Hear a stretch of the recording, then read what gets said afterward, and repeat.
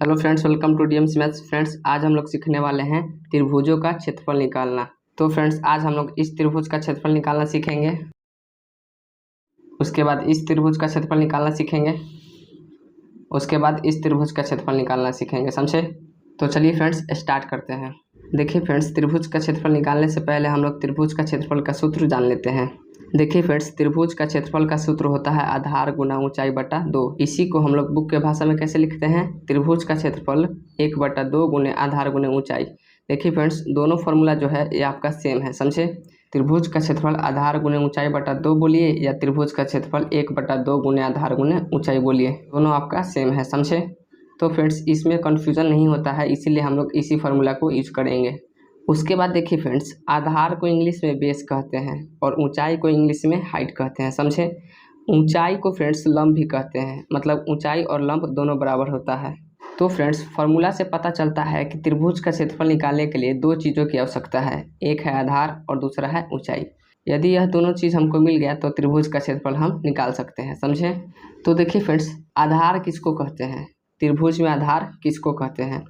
देखिए, आधार उसको कहेंगे जिस पर 90 डिग्री का कोण टिका हुआ हो। जिस पर 90 डिग्री का कोण टिका हुआ हो उस भुजा को आधार कहेंगे, समझे? जैसे एग्जांपल में समझिए फ्रेंड्स, यह पहला त्रिभुज में 90 डिग्री का कोण जो है यह बीसी भुजा पर टिका हुआ है, बीसी भुजा पर टिका हुआ है, समझे? तो बीसी भुजा जो है इस त्रिभुज का आधार है, समझ गए? तो आधार आपको पता चल गया 8 सेंटीमीटर। देखिए फ्रेंड्स, यहाँ पर सेंटीमीटर में मात्रक है तो यहाँ भी सेंटीमीटर में होगा, समझे? या मीटर में नहीं होगा। यदि यह मीटर में होगा फ्रेंड्स तो इसको हम लोग सेंटीमीटर में बदलेंगे, उसके बाद क्वेश्चन को हल करेंगे। तो यह भी आपका सेंटीमीटर में ही है। इसको आप मान लीजिए कि 8 सेंटीमीटर है, या जो भुजा का लंबाई है 8 सेंटीमीटर है, समझे? तो देखिए फ्रेंड्स, आधार का लंबाई आपको पता चल गया 8 सेंटीमीटर। अब देखिए फ्रेंड्स, दूसरा चीज़ है ऊंचाई। ऊंचाई को हम लोग लंब भी कहते हैं। तो देखिए फ्रेंड्स, त्रिभुज में हम लोग ऊंचाई को कैसे पहचानेंगे? तो देखिए, ऊंचाई को पहचानने का तरीका है, जो 90 डिग्री के कोण है उसके ठीक सामने वाला जो भुजा आधार पर लंब होगा वही आपका लंब कहलाएगा, समझे? जैसे एग्जांपल से समझिए फ्रेंड्स, 90 डिग्री का कोण आपका यहाँ पर है, तो 90 डिग्री का कोण आपका टिका हुआ है बीसी भुजा पर, तो आधार जो हो गया वह बीसी हो गया, समझे? अब देखिए, आधार पर लंब आपका कौन सा भुजा है? ये जो लाइन गया है ये आपका लंब है, समझे? तो यह आपका ऊंचाई है, त्रिभुज का ऊंचाई है। ऊंचाई को हम लोग लंब भी कहते हैं। तो देखिए फ्रेंड्स, ऊंचाई कितना है? ऊंचाई आपका 6 सेंटीमीटर है। तो ऊंचाई भी आपको पता चल गया। तो हम लोग क्या करेंगे फ्रेंड्स, आधार और ऊंचाई पता चल गया तो इसको हम लोग फार्मूला में रख देंगे, समझे? तो देखिए फ्रेंड्स, त्रिभुज का क्षेत्रफल का सूत्र होता है आधार गुने ऊंचाई बटा में 2। आधार आपको पता है 8 सेंटीमीटर है, समझे? तो यह आपका हो जाएगा 8 गुना ऊंचाई आपको पता है फ्रेंड्स 6 सेंटीमीटर है, तो ऊंचाई हो जाएगा 6 और बटा में 2 है तो बटा में 2।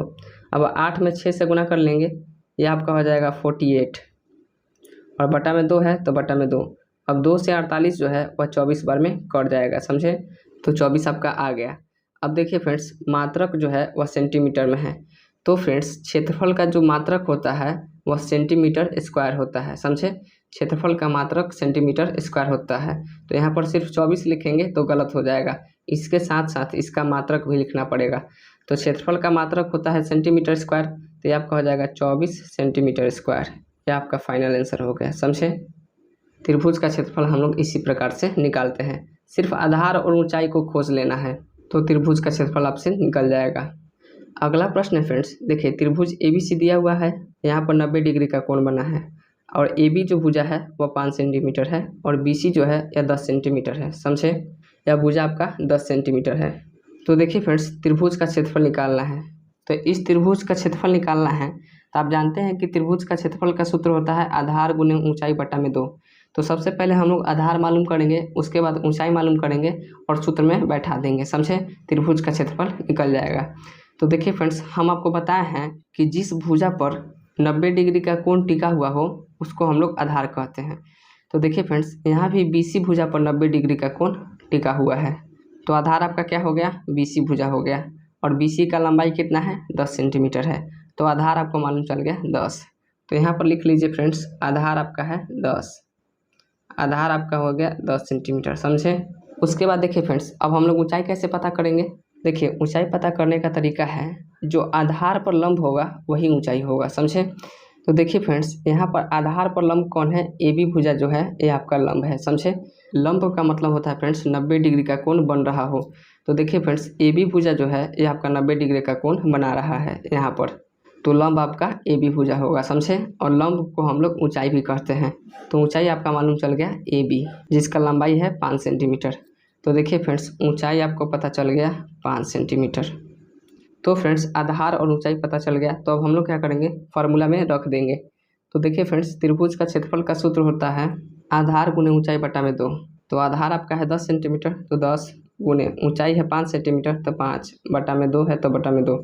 10 5 50 हो जाएगा, और बटा में 2 है तो बटा में 2। अब 50 जो है 2 से 25 बार में कट जाएगा, समझे। तो फ्रेंड्स, यहाँ पर आंसर आपका आ गया 25, और मात्रक है सेंटीमीटर, तो क्षेत्रफल का मात्रक होता है सेंटीमीटर स्क्वायर, तो 25 सेंटीमीटर स्क्वायर इसका क्षेत्रफल है, समझे। इस त्रिभुज का क्षेत्रफल 25 सेंटीमीटर स्क्वायर है। अब देखिए फ्रेंड्स, तीसरा त्रिभुज जो है वह आपका अलग है। तीसरा त्रिभुज में है क्या, कोण जो है वह आपका ऊपर बन रहा है, समझे। पिछले दोनों त्रिभुज में हम लोग देखे हैं कि कोण नीचे बना है, लेकिन इस त्रिभुज में कोण आपका ऊपर बना है। अब देखिए फ्रेंड्स, यहाँ पर हम लोग को पता भी नहीं चल रहा है कि कोण किस भुजा पर टिका हुआ है, तो उसको आधार कैसे मान ले।